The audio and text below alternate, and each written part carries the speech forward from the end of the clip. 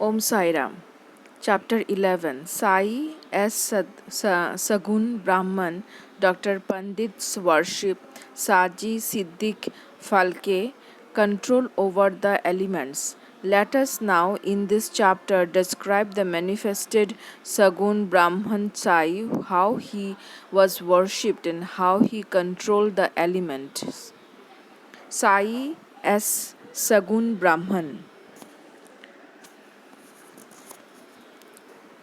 There are two aspects of God or Brahman. Number one, an unmanifested Nirgun, and number two, the manifested Sagun. The Nirgun is formless, while the Sagun is with form, though both denote the same Brahman. Some prefer to worship the former, some the latter, as stated in the Gita. Chapter 12. The worship of the latter is easy and preferable. As man has got a form, body, senses, etc., it is natural and easy for him to worship the God with form. Our love and devotion do not develop unless we worship Sagun, Brahman, and for a certain period of time, and as we advance, it leads us to the worship meditation of Nirgun Brahman. So let us start with Sagun worship.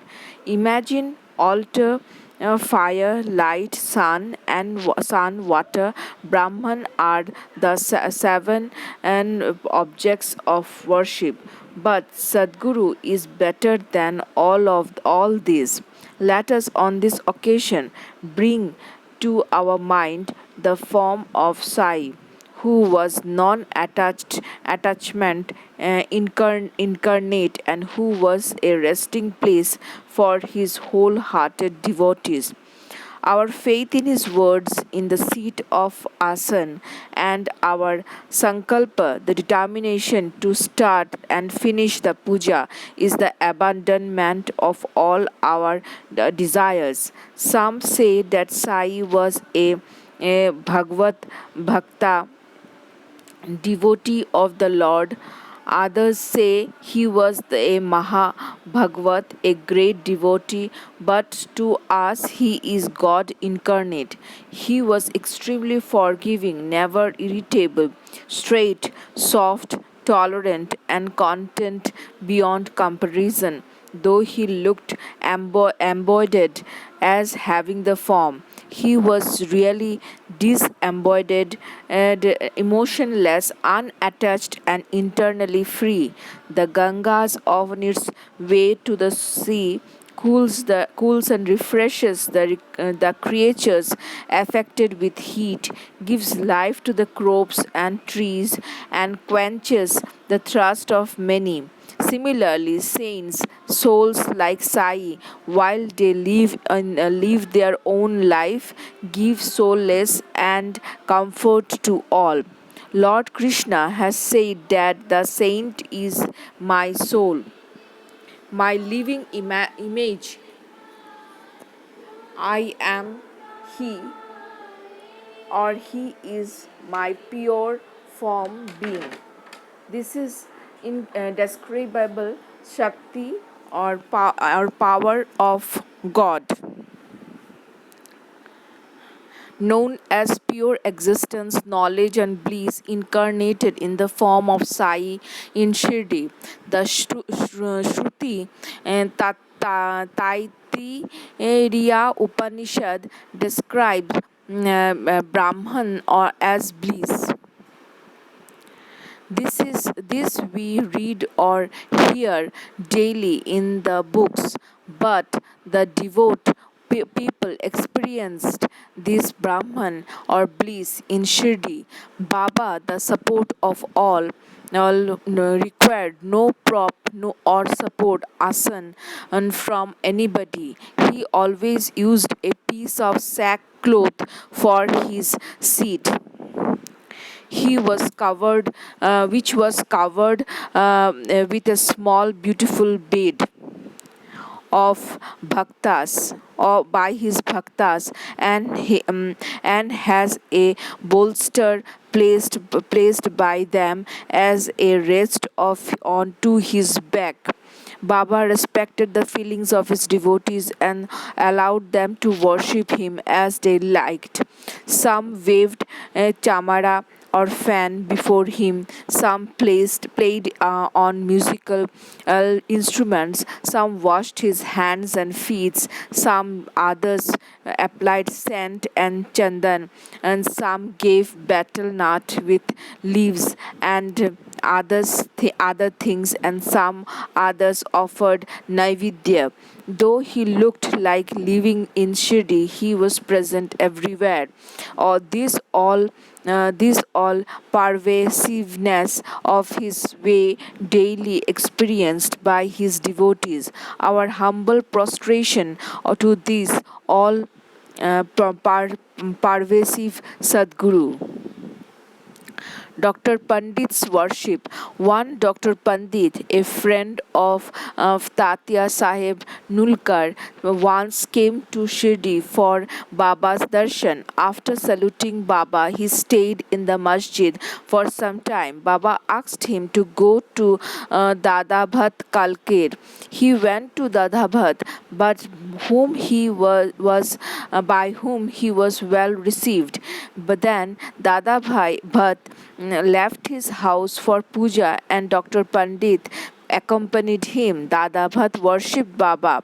Nobody until he then dared to apply sandal paste on Baba's forehead. Only Mahalsapati used to apply it to his throat. But this simple hearted devote Dr. Pandit took Dada Bhat Dabat Huts dish containing puja material, and taking sandal paste out of it, drew a tripundra, that is there three horizontal lines on Baba's forehead. To the surprise of all, Baba kept silent without uttering a single word. Then Daba Bhat that evening asked Baba, "How is it that though you object to sandal paste being applied by others to your forehead, but you allow Dr. Pandit to do so now?" Baba replied that Dr. Pandit believed him to be the same as his Guru Raghunath Maharaj of Dhopeshwar, known as Kaka Puranik, and he applied the paste to his forehead as he was doing to his Guru. Hence, he could not object. On enquiry, Dr. Pandit told Dada Bhatt that he took Baba as his Guru, Kaka Puranik, and hence he marked the Tripundra on Baba's forehead as he did on his Guru's head. Though Baba allowed the devotees to worship him as they pleased, still sometimes he acted in a strange way. Sometimes he threw away the puja dish and was worth incarnate than who could approach him. Sometimes he scolded the devotee, at times he looked softer than wax, a statue of peace and forgiveness. Though he seemed to shake with anger and his red eyes rolled round and round, and still he was internally a stream of affection and motherly love. Immediately he called out his devotees and said that he ever angry with his devotees, that if mother kicked their children and if the sea turned back the river, he would neglect the devotees' welfare, that he, the slave of his devotees, always stood by them and responded to them whenever they called upon him, that he always longed for their love.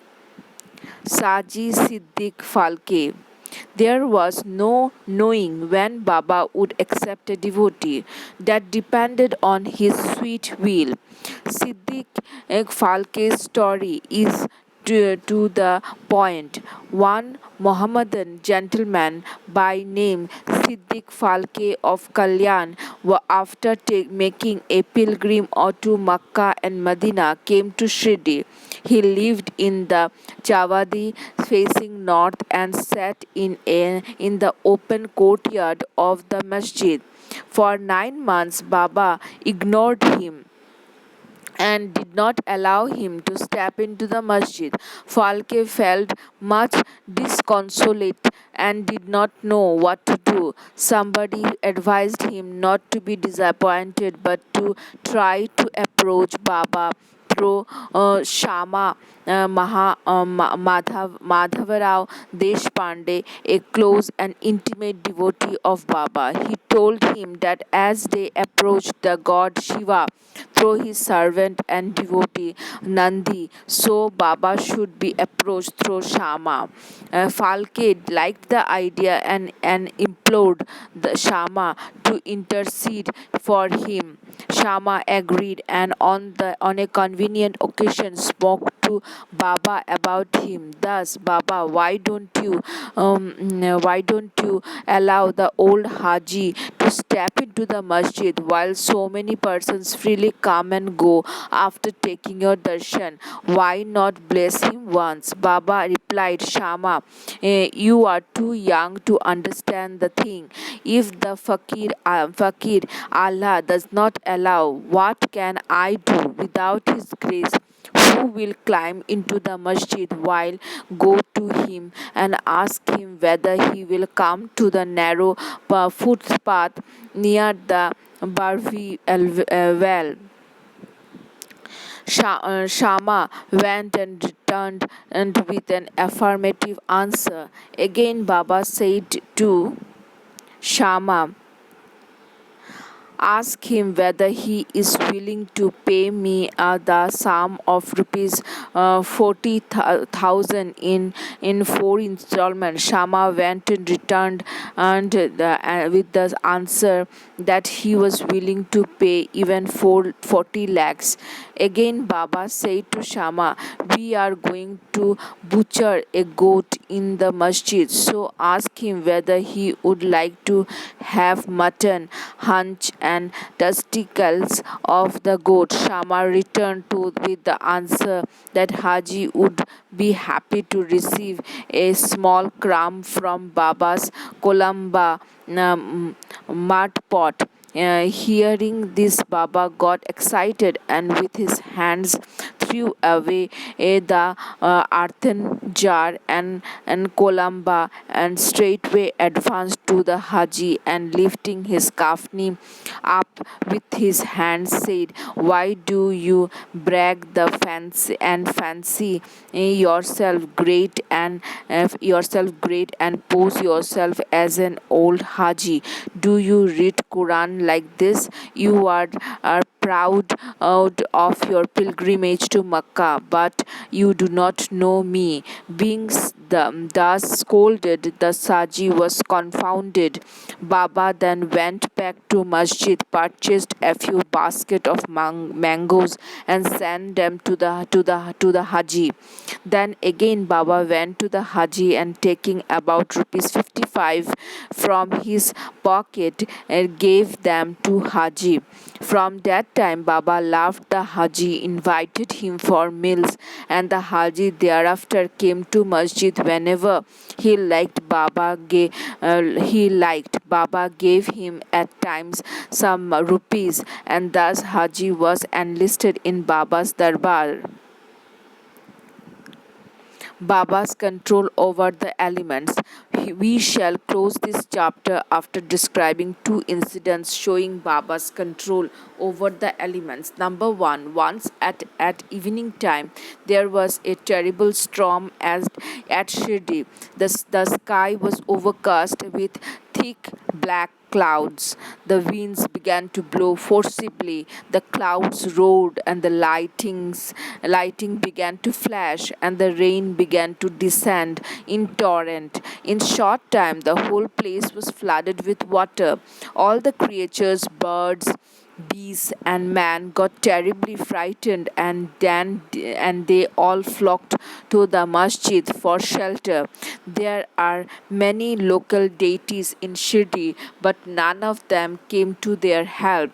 So they all prayed to Baba, their god, who was fond of their devotion to intercede and quell the storm. Baba was much moved. He came out and, standing at the edge of the masjid, addressed the storm in the loud and thunderous voice. Stop, stop, your fury and the calm. In a few minutes, the rain subsided, the wind ceased to blow, and the storm came to a stop. But then the moon rose in the sky. And the people then went back home well pleased. Number two, on the occasion at noon, the fire in the dhuni began to burn brightly. Its flame were then seen to be reaching the rafter above. The people who were sitting in the masjid did not know what to do. They dared not to ask Baba to pour water, to do anything, or to do anything to quench the flame. But Baba soon came to realize what was happening. He took out his satka, short stick, and dashed it against a pillar in front, saying, "Get down, be calm." At each stroke of the satka, the flame began to lower and slow down, and a few minutes the dhuni became calm and normal. This is our Sai, an incarnation of God. He will bless any man who will prostrate and surrender himself to him. He who will read the stories of this chapter daily with faith and devotion will soon be free from all calamities. Not only this, but always attached and devoted to Sai. He will get very soon God vision, all his desires will be fulfilled, and being ultimately desireless, he will attain the supreme Amen. Bow to Shri Sai, peace be to all. Om Sai Ram.